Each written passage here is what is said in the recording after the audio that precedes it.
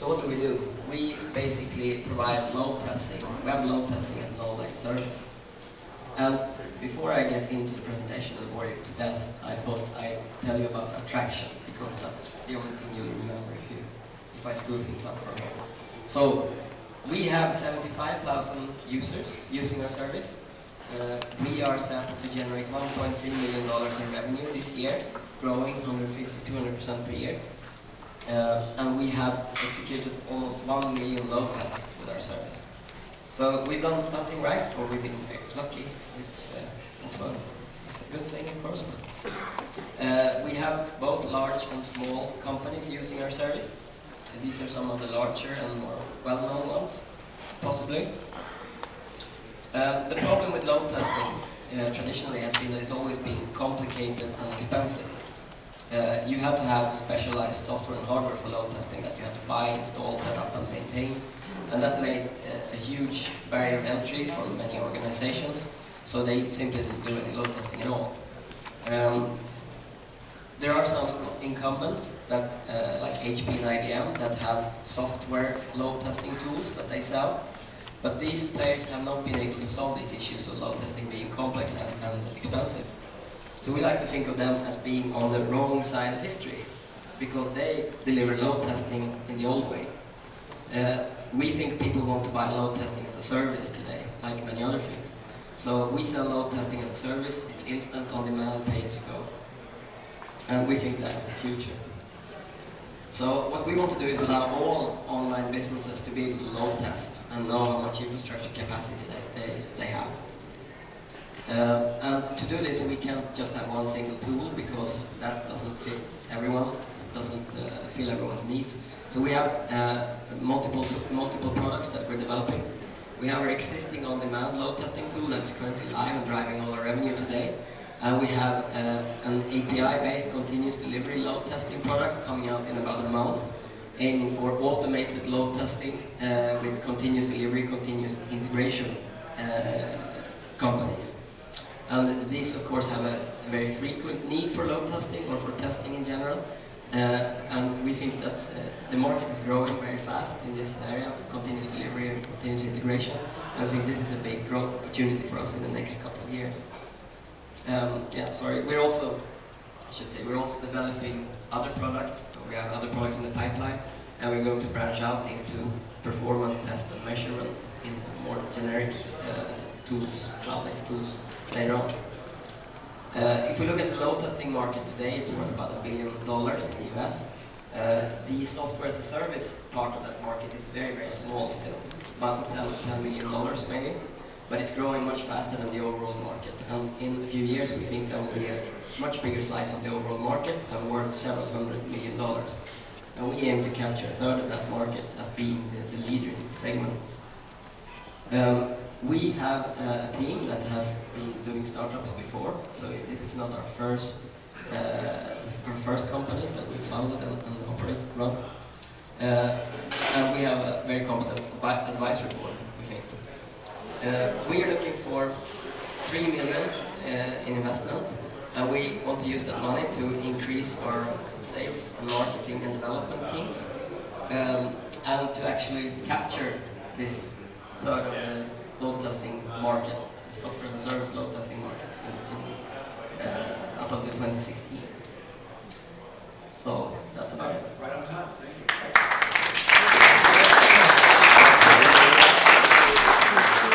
Questions? Asim, please. So two questions. One is the valuation, or are these warrants or what? I don't think you talked about it. And the second question is, and maybe I missed it, so you already have a product which is going on and you're developing a new product and you are foreseeing all the growth in future from the new product, or the existing product has some room to grow? It's actually both. Both the products are load testing products, and we think that the continuous delivery will be a part of this new market expanding over the next few years. So it's both the products. And the valuation? The valuation is something we will have to discuss with our other shareholders. Okay. Other questions? Eric, Lev, you want to pass that mic down, please? So can you just, quickly tell us a little bit about what part of the existing market for load testing is in the SMB? Because if I understand you right, you're really trying to position this, you know, agnostic as to size of the customer. And my guess is that a lot of the SMB doesn't do this at all. Yeah, so exactly. how are you going to get them to buy into the idea that they need to be doing load testing? Yeah, the SMB market is going to take time to develop, I think, because it's a maturity issue. But it's also, they haven't had the tools before. It's been too complicated, too expensive. So I think more and more, what we see is that new high-tech startups, they tend to be more into load testing. And the SMB market is, I mean, they are the startups become the SMBs that then become the large enterprise. So, I mean, it's hard to predict exactly how long this process will take. But yeah, the SMB market is getting there. They're buying more software as a service. But the new companies, the newly formed companies, are probably what drives most of our growth today. Mark, please. I'm sorry. Yes, so Ragnar, what is your go-to-market strategy first, especially as you're trying to address the SMEs and sort of middle level companies? And then also, since you're a SaaS business, what have you found your churn and renewal rate to be? Yeah, our go-to-market strategy is basically to reach out to developers because they are our most active users. They're the most common person buying our service today. So we try to reach out to developer communities, get into different types of developer communities and talk to the developers because they often make the decision on what tools to buy. We're also talking to testers, Q&A people, but they're more slow, I think, to adapt, to change tool sets because they already have tool sets for load testing usually. So the developers are our primary target audience, both for especially for the continuous delivery product, but also for the on-demand product. Okay, we're going to... Sorry, go ahead. Yeah, the churn rate, we see that for the on-demand product. We have, people don't buy it very often, so it's an infrequent purchase thing, and that's because they tend to test before releases. So that's kind of the old way of doing load testing, and we think the new continuous delivery product is going to have a more recurring usage, a more recurring purchase pattern. So we're betting a lot on the new continuous delivery product. Ragnar, you can take the mic and put it on the table because we're going to switch to, Okay. to feedback, and we'll start with Mark, please. Thanks, Ragnar. Enjoyed the presentation. So first of all, I like this story that you told about sort of where you guys fit relative to the competition and sort of the disruptive nature of your model. So that sort of piqued my interest. The other thing that piqued my interest was I liked your chart showing customer acquisition and revenue. I realize you only have 4 or 5 minutes, but if you could spend a little bit more time in explaining how you're making money and where that's going and what that's going to look like every year, then it would have been Alan? Sure. I really enjoyed your presentation.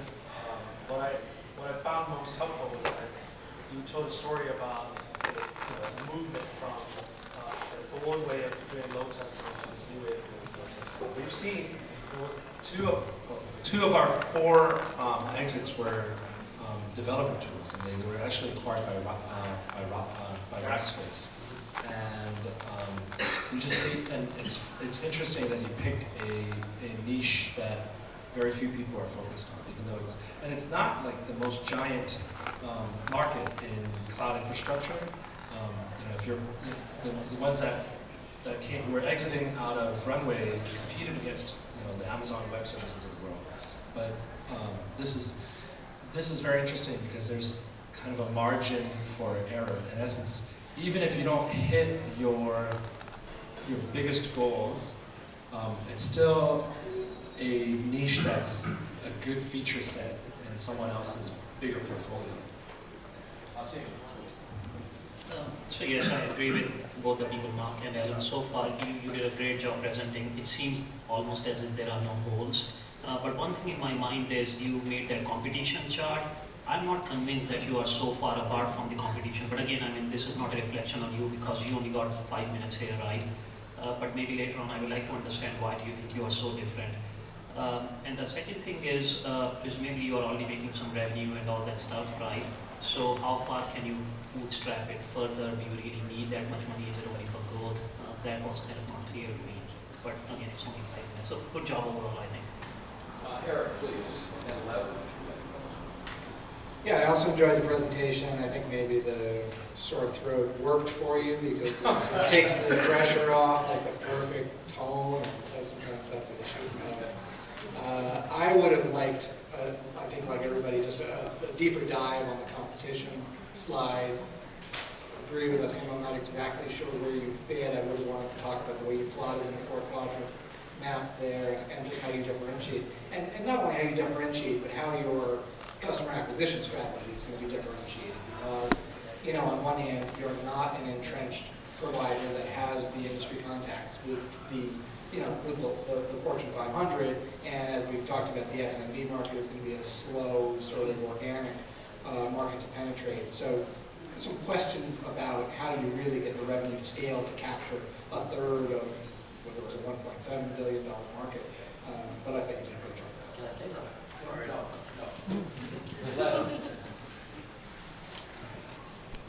Yeah, so in terms of presentation, given sort of you did a great job on presentation stuff.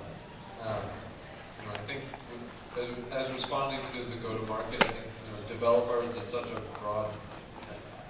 broad statement in terms of what is your go-to-market strategy. And developers, you could have all across the board. There's so many different types of developers, and I think an area. In some ways, you're almost trying to position this as a sort of blue ocean strategy. Basically, what Alan basically touched on before. But I think there's different ways that you can go to market with your product, either through open source partners and figure out how do you help them with load testing or GitHub, and different ways that you can partner on that side to better bring awareness to the first time I've heard of load impact. Clearly, it's a niche space, as Alan did mention, but I think you can definitely get a lot of traction in this vertical, and if you do, then I think you lock up a lot of competition on these SaaS sites. So I think it's very interesting. I would just think about why you're raising $3 million when you present, and what are the use of the proceeds. So. Okay. You guys ready to vote on the count of 3? 1, 2.